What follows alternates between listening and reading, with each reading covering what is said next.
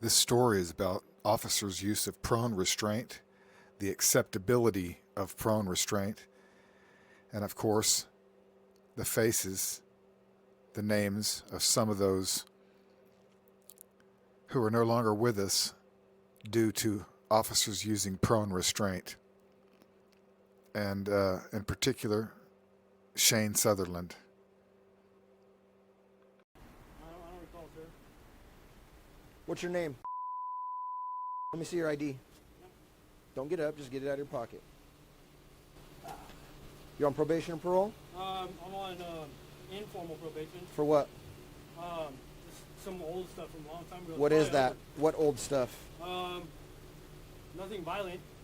What is it? Christ. Spit it out. I can't remember, sir. Honestly, I can't Really? remember. You don't know what you were arrested for? No, I The drugs probably have something to do with it. Yeah. It's more relevant. How long you been using? I really haven't. Well, no, there's either I do or I don't, not I really haven't. You're in mind right now. Yeah. Okay. When's the last time you... Earlier this morning. Okay. Earlier today.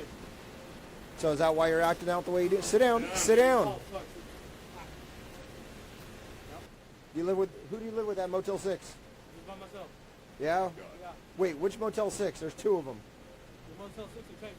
Oh, in Tracy. Yeah, about the narrow track.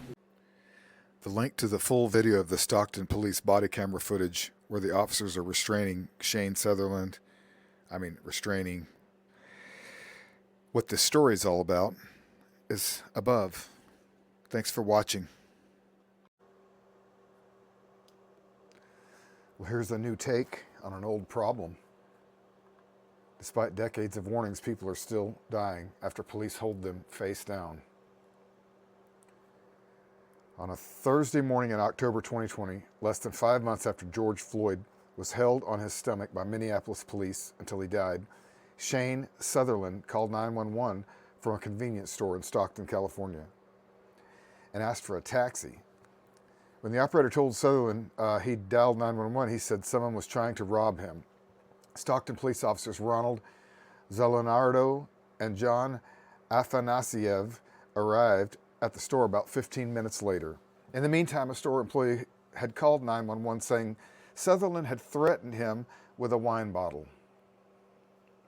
In body cam footage that captured the officer's response, Sutherland seemed fidgety and his speech is difficult to understand at times. But he still doesn't appear violent and he isn't armed. He cooperates with police, addressing Zelenardo as sir and sitting against the wall outside the store as instructed. The officers question Sutherland when he tells them he can't remember why he's under court supervision. Afanasiev says the drugs probably have something to do with it. How long have you been using meth? Zelenardo asks. Sutherland stutters and says he's been using cocaine. Sutherland briefly stands, then sits when ordered to do so. A minute later, he stands up again. This time, the officers tackle him to the ground and hold him down, belly down, a position known as prone restraint. 30 seconds later, his hands are cuffed behind his back. They were on top of him. That could have been the end of the encounter. Experts say prone restraint can be a safe, effective way to subdue someone and get them into handcuffs, so long as they're quickly placed into a recovery position on their side or in a seated position to allow them to breathe more easily. Or you start doing chest compressions and call, But Zelenardo and Afanasiev didn't do that. The body camera footage shows them holding Sutherland belly down for more than 8 minutes. Longer than it takes to read this article. For nearly half the time, Afanasiev, whatever the hell his name is, lays across Sutherland's back. Sutherland panics, alternating between moaning and screaming for help as Zelenardo, who uses his baton and body weight to keep Sutherland's shoulder down, repeatedly tells him, relax. Please let me breathe, Sutherland begs, his voice barely decipherable. In between shrieks and gasps, he calls out, Mom. He begs for help. Please let me live. Before the officers notice that he's turning colors and losing consciousness, Sutherland, his mouth bloody from being slammed and scraped against the ground, sputters, I'm effing dead. Another 5.5 minutes passed before officers rolled Sutherland onto his side and began to render aid. Sutherland was declared dead 47 minutes later at a hospital. Exclusive findings, it's deeply concerning. As far back as the 1990s, medical experts and law enforcement officials have been aware of the dangers of prone restraint. A number of organizations and law enforcement agencies, including the U.S. Department of Justice, the Chicago Police Department, and the New Orleans Police Department, warned officers of these dangers and advised them on how to minimize risks. I wonder why those particular departments had to warn the officers. Could it be that so many people were dying from that? Could be. Must be. Many training manuals have since been updated to address the risks of prone restraint and the importance of using recovery position. Recovery position. Hurry, guys. Let's recover. Ohio State police officers are forbidden from using prone restraint. A Nevada law forbids this practice. In California, a law that became effective in 2022, AB 490, bans any measure that put people at risk of being unable to breathe due to the position of their body. A positional asphyxia, a common cause of death in prone restraint cases. But a new review of law enforcement data shows that despite growing awareness of the dangers of prone restraint in California, the problem is pervasive. After the passage of AB 71 in 2015, California began tracking data about when people died after prone use of restraint. Between 2016 and 2022, at least 22 people have died in the state after being restrained stomach down by law enforcement officers. Oh, Lordy. And then other key findings, 19 of the 22 people who died following prone restraint died. Oh, they tested positive for meth. 5 died after May 2022 when Minneapolis police murdered George Floyd. 2 of those people died after AB 490 went into effect. All 22 cases involved people in crisis, either struggling with addiction, mental illness, or otherwise behaving erratically. Almost half of those who died were Latino, followed by white people, a trend that larger reflects the use of force data in California. I'm not sure about all these statistics, but 2 of those who died were armed, but not with guns. Okay, so we really shouldn't have any of these deaths, said Seth Stoughton, a former police officer in Tallahassee, Florida, who teaches criminal law and procedure at the University of South Carolina's Joseph F. Rice School of Law. Anytime there's prolonged prone restraint, something's going wrong. It should not happen. My general disgust is that we're failing, that we're still having to talk about this, he said. It's a little depressing that we're coming on 30 years of making the same mistake over and over again. That's really frustrating. It's more than it's a culture, it's a training, it's just accepted. It's the way it's modus operandi, it's what they do, and they have immunity. So they're going to do it first and foremost. That's my opinion. It's deeply concerning to learn about the deaths of individuals in California due to positional asphyxia, even after it was banned by AB 490, wrote California Assemblyman Mike Gibson, who was the primary author of the bill, in an emailed response to the findings. These incidents underscore the urgent need for comprehensive training and accountability measures within law enforcement agencies. Others who have died following prone restraint California police officers between 2016 and 2022 include Isabella Della Torre. She died on March 22, 2022, after her partner, who was 5 months pregnant, called 911 in Clovis, California, because she believed Della Torre was unconscious, according to official records and court documents. When Della Torre awoke, her partner hung up the phone, but Clovis police officers responded anyways. Della Torre tried to turn the officers away, hiding in a bathroom, writhing and screaming, allegedly holding a knife. When she came out of the room, officers ordered a police dog to bite her, bring her to the ground, where officers handcuffed her and held her in prone position for more than 3 minutes. She died of positional and compressional asphyxia due to the prone restraint, according to the Fresno County Sheriff Coroner. Her family sued the department for wrongful death and is set to receive $1.9 million settlement. Then we have Mario Gonzalez, who died on April 19th, 2021 in Alameda, California, when police responded to a man sitting in a park and talking to himself. Officials said they found Gonzalez so intoxicated he couldn't speak in a full sentence. He refused to take his hands out of his pockets, according to police reports, leading 2 officers to hold him down on his stomach while another held his legs. Wow. Body camera footage of the incident shows officers repeatedly telling each other not to put too much force on him, but they continued to hold him prone after he was handcuffed. He died of toxic effects of methamphetamine after suffering a cardiopulmonary arrest. According to the Alameda County Coroner's Bureau, his family sued the city of Alameda, the officers involved in Gonzalez's death, and the police chief at the time, who won a settlement for $11 million. 2011, Alameda County District Attorney reopened her officer's investigation into whether the officers acted criminally. Woo! So, here's another one. Edward Bronstein, who died on March 31, 2020 in Altadena, near Los Angeles, California. Highway patrol officers had detained Bronstein in an LA County station on suspicion of driving under the influence. When Bronstein declined to give a blood sample, officers forced him to face down onto a mat, at which point he said, "I'll do it willingly." A video of the incident shows, I'm going to have to play these videos, which means it'll take weeks for these things to maybe get through. An officer can be heard saying, "It's too late." 5 officers continued to pin Bronstein to the ground as they drew blood. Bronstein screamed, "I can't breathe," and let me breathe, multiple times before his breathing and pulse stopped. Officers performed CPR to no avail in 2023. The Los Angeles District Attorney charged the CHP sergeant, 6 officers, and a nurse with involuntary manslaughter and assault under the color of authority.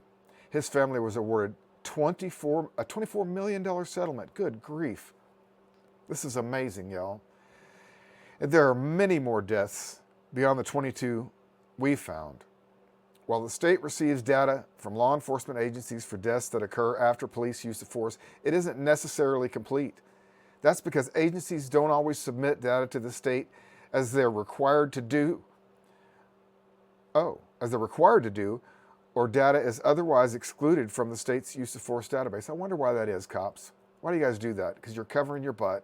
You abscond. It's what you do. That's the thing that you're the most expert at, is hiding your tracks, being criminal while presenting yourself as law enforcement. Okay, for example, Angelino Quintino died in October 2020 after Antioch police officers held him prone, but his case is not in the database. Gibson, the assembly member, said Quinto's death, it was the impetus for the new legislation.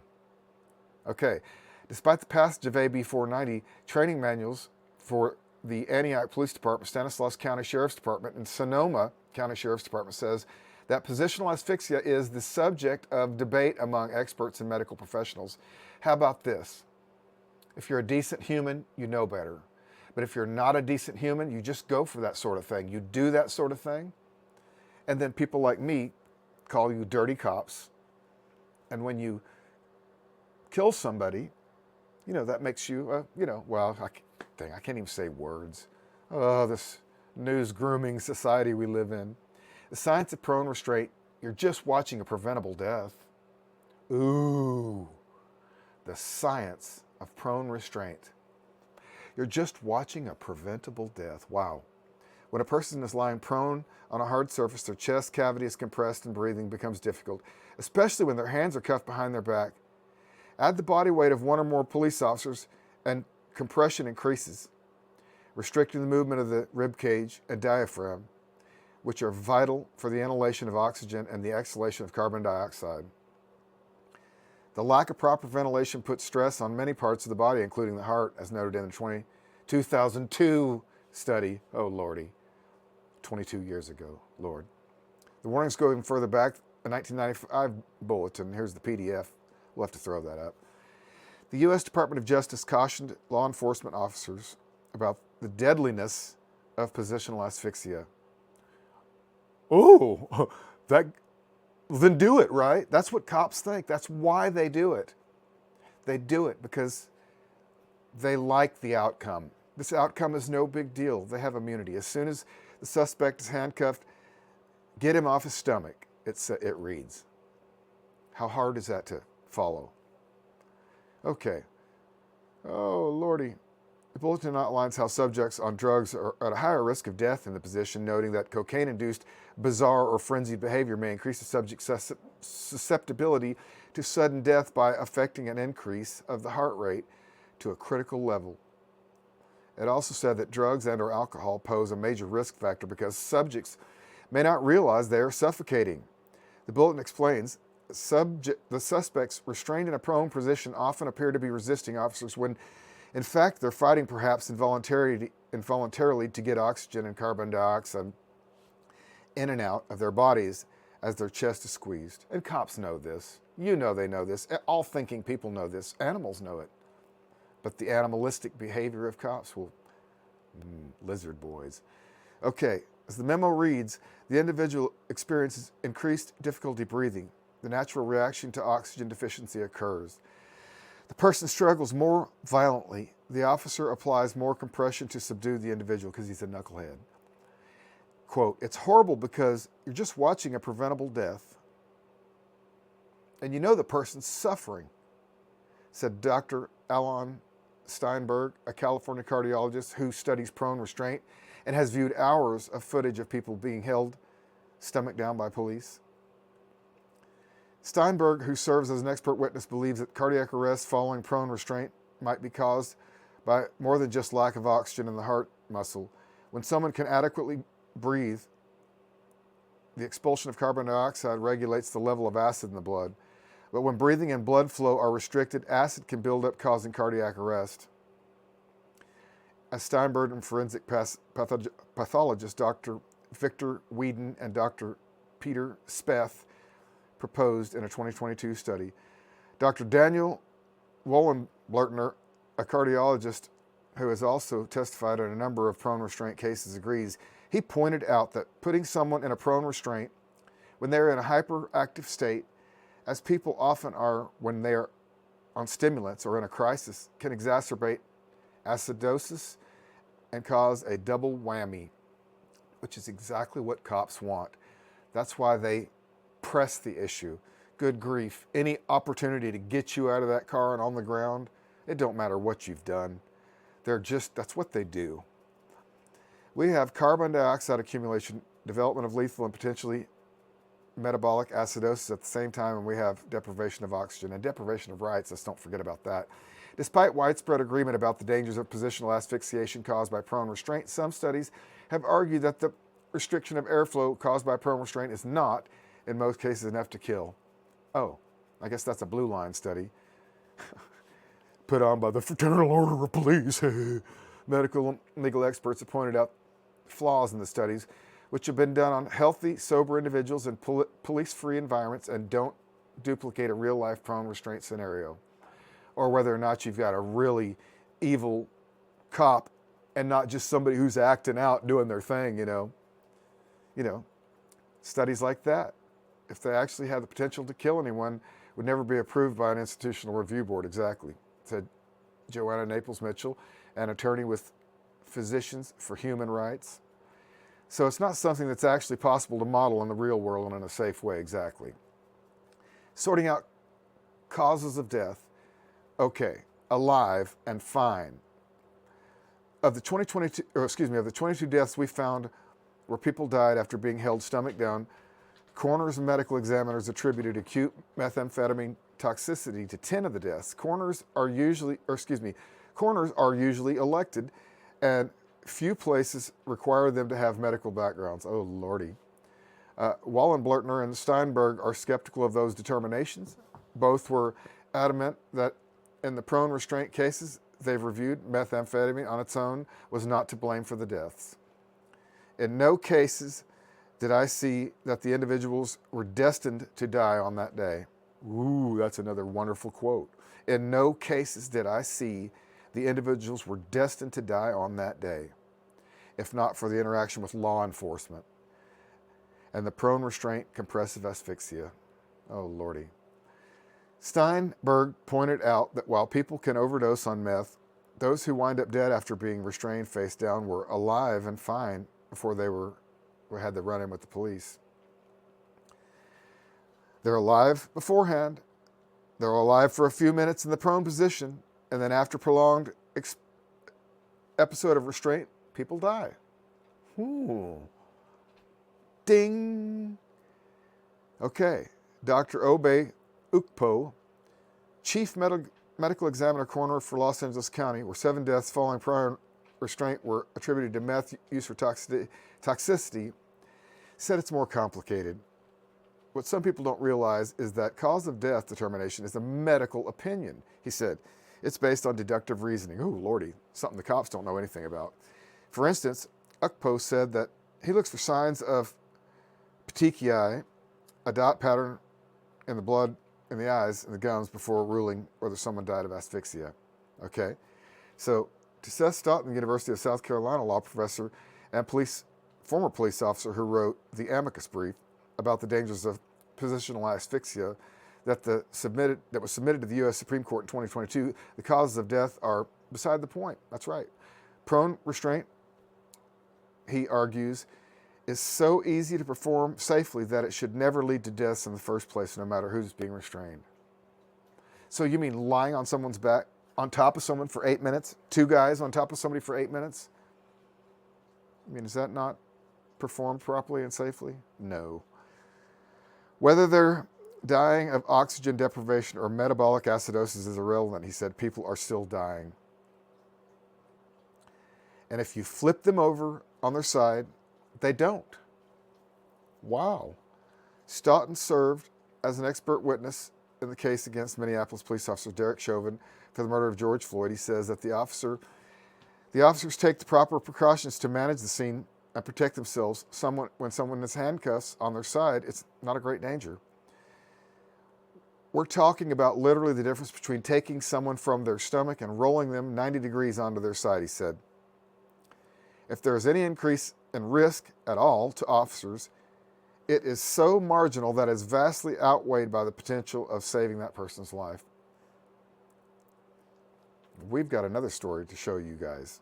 In addition to training officers to use the recovery position as a matter of routine, experts say officers can keep an eye out for warning signs when restraining people prone. Oh, there's a warning sign. They're going, I can't breathe. That's a warning sign. In addition to training officers in the use of the recovery position as a matter of routine, experts say officers can keep an eye. Oh, we already said that. I'm sorry about that. Wolfengartner said officers should watch for changes in alertness, speech, or physical movements. Oh, Lordy. Steinberg argues that the use of prone restraint should be limited. Justin M. Feldman, principal research scientist at the CART Center for Policing Equity, said that some incidents escalate because of officers' bias against people who use drugs, or their bias against anything, or just their absolute lack of ability to not be anything other than just animal thugs. That's what they are. So I think they fundamentally don't respect people they view as addicts or tweakers or anybody really that's not them, or whatever the pejorative might be, see? And treat them accordingly, without respect for their lives. Okay, so for Peter Moskos, a criminologist with John Jay College of Criminal Justice and former Baltimore police officer, there should be a greater focus on preventing the events that lead into the hands of police, by getting them the help they need. Yeah. Oh, Lordy, such as jobs, housing, and oh, how about this? Come on, cops. Stop being so cruel. Don't be cruel. At some point, it would have been nice if someone could have pulled a switch track and diverted that person, whether it's community. Oh, come on. He knew he was dying. Okay, this is a headline here for the next segment. The San Joaquin County Medical Examiner's Office determined that Shayne Sutherland's cause of death was cardiac arrest due to acute methamphetamine toxicity, with a contributing factor of physical restraint by law enforcement. In other words, meth, not police, was primarily responsible for Sutherland's death.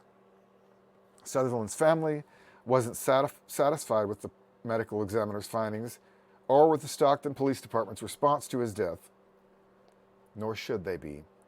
In October 2021, they filed a federal civil rights lawsuit against the city of Stockton, officers Zelenardo, Afanasiev, and the former Stockton Police Chief Eric Jones. Boom.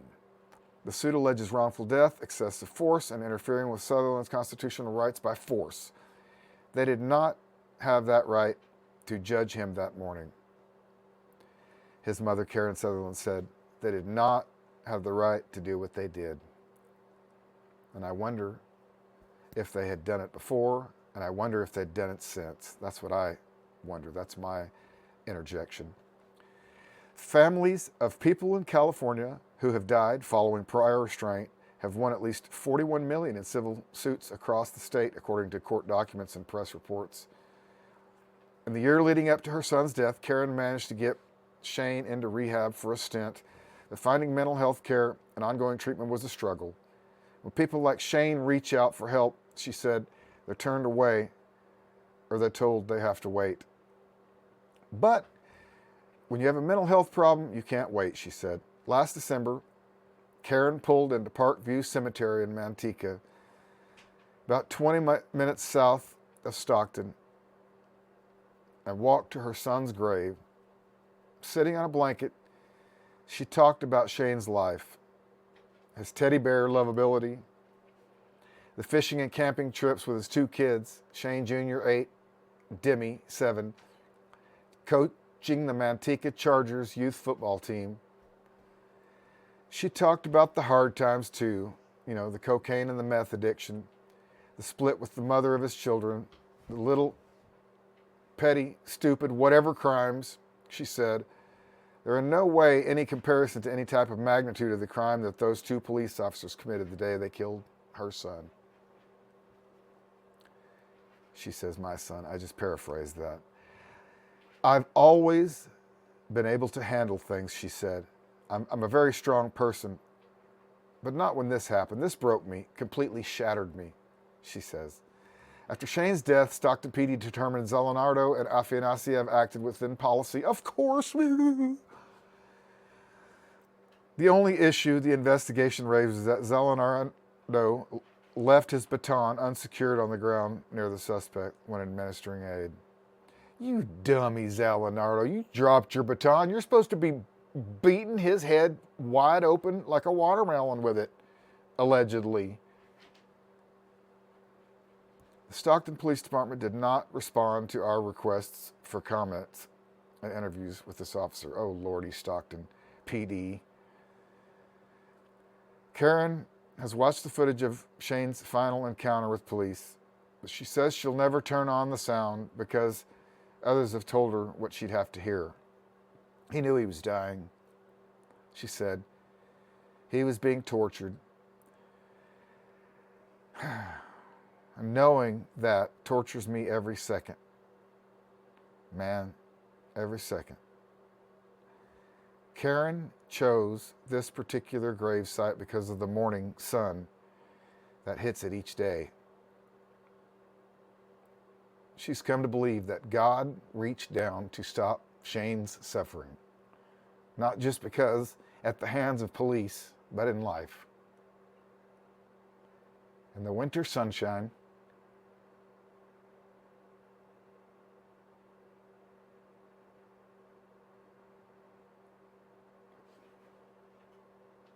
the top of Shayne's headstone reads, God reached out and rescued me.